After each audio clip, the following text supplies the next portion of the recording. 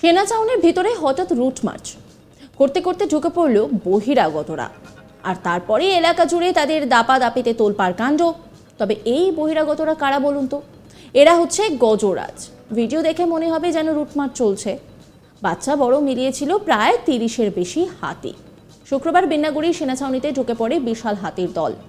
ভুটান পাহাড় ও ডুয়ার্সের একটানা ভারী বৃষ্টিতে জল বেড়েছে জঙ্গল লাগোয়া নদীগুলোতেও। বেশ কিছু জঙ্গলেও জমেছে বৃষ্টির জল। তাই নিরাপদ জায়গার খোঁজে কখনো গ্রামে তো কখনো বা চা বাগানের শ্রমিক মহল্লার তো কখনো বা সেনা ছাউনিতে হাতির দল ঢুকে পড়ে।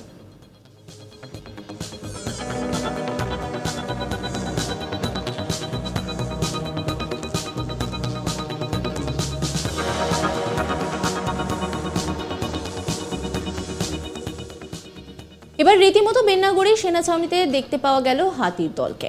শাবক সহ প্রায় 30 থেকে 35টি হাতির একটি দল ঘুরে বেড়াতে দেখা যায় বেন্নাগুড়ি সেনা ছাউনির ভেতরে। যেমনটা অনুমান করা হচ্ছে যে ডায়নার জঙ্গল থেকে রেতির জঙ্গলে যাবার সময় সেনা ছাউনির ভেতরে ঢুকে পড়ে হাতির দলটি।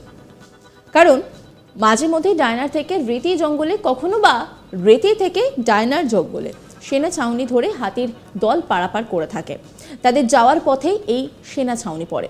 কখনো ভোরবেলা, কখনো আবার সন্ধেবেলায় এই ছাউনিতে ঢুকে পড়ে হাতির দল। শুক্রবারও বিশাল দলটি ঢুকে ছাউনিতে।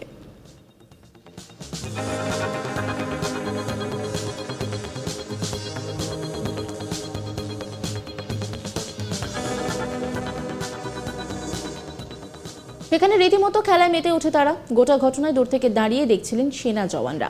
ক্যামেরাবন্দিও করেন ঘটনাটি। উত্তরবঙ্গে হাতিদের যত গোলে করিডোর রয়েছে তার মধ্যে এই করিডোরটি এই সেনা ছাউনির ভেতর দিয়ে গিয়েছে বলে বন দপ্তরের দাবি। তাই মাঝে মধ্যে হাতির দল কখনো রেতির জঙ্গল, কখনো ডায়নার জঙ্গল বা কখনো আবার মরাঘাট জঙ্গলে যাবার সময় সেনা ছাউনিতে ঢুকে পড়ে। এই নিয়ে একটি রিপোর্ট তুলে ধরেছেন আমার কলিগ রাজেন। দেখাবো আপনাদের। মুহূর্তে উত্তরবঙ্গের মাটিতে কিন্তু ভারী থেকে ভারী বর্ষণ চলছে এবং পাশাপাশি মানুষের জীবন কিন্তু অস্তব্যস্ত হয়ে পড়েছে।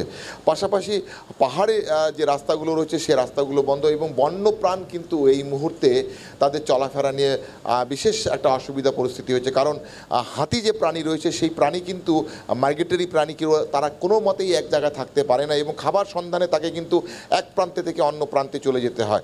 ঠিক আমরা একটা দৃশ্য দেখলাম, যেটা হচ্ছে যে ভুটান থেকে যে হাতিগুলো নেমে এসেছে আর সেই হাতিগুলো কিন্তু এই মুহূর্তে তাদের এলাকায় ফিরে যাওয়ার জন্য বহু চেষ্টা করছে। সাধারণত যে ভুটানে যে হাতিগুলো রয়েছে সেটা নিয়ে রেতি জঙ্গল থেকে নিয়ে ডায়না জঙ্গল এবং ডায়না জঙ্গল থেকে রেতি জঙ্গল হয়ে তারা কিন্তু ভুটানে ফিরে যায় এবং ফেরার পথে কিন্তু সেখানে বিন্নাগুড়ি যে সেনা ছাউনি রয়েছে সেই সেনা ছাউনির মধ্যে দিয়ে যায়। কিন্তু এত বর্ষণ এবং এত বর্ষণের ফলে কিন্তু সেই হাতিগুলো এই মুহূর্তে বিন্নাগুড়ি সেনা ছাউনি মনে হচ্ছে যে ওখানে একটা প্যারেড ড্রিলের মতো করছে। আনুমানিক 30 থেকে 35টি হাতি বিন্নাগুড়ি সেনা ছাউনির ওখানে ঘুরে বেড়াচ্ছে। আর সেটা দেখে কিন্তু সেনাবাহিনীদের একটা কৌতূহল রয়েছে। কিন্তু এই মুহূর্তে যেটা রয়েছে যে কোনো মতেই কিন্তু এই হাতিরা কিন্তু ভুটান জঙ্গলে ফিরে যেতে পারছে না, কারণ বহু নদীতে ইতিমধ্যেই জল অনেক বেশি বেড়ে গেছে।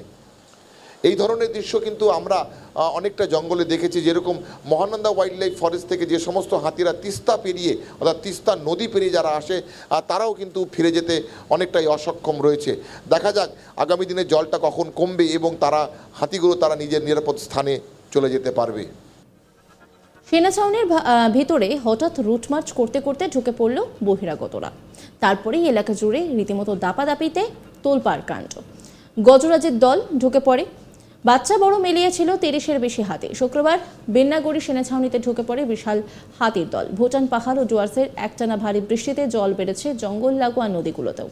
বেশ কিছু জঙ্গলে জমছে বৃষ্টির জল। তাই নিরাপদ জায়গার খোঁজে কখনো গ্রামে তো কখনো বা চা বাগানের শ্রমিক মহল্লার তো কখনো বা সেনা ছাউনিতে হাতির দল ঢুকে পড়ে।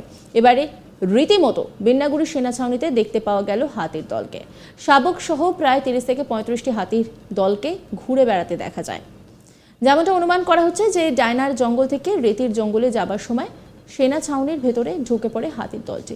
কারণ মাঝে মধ্যেই ডায়নার থেকে রেতি জঙ্গলে, কখনো বা রেতির থেকে ডায়নার জঙ্গলে সেনা ছাউনি ধরে হাতির দল পারাপার করে থাকে।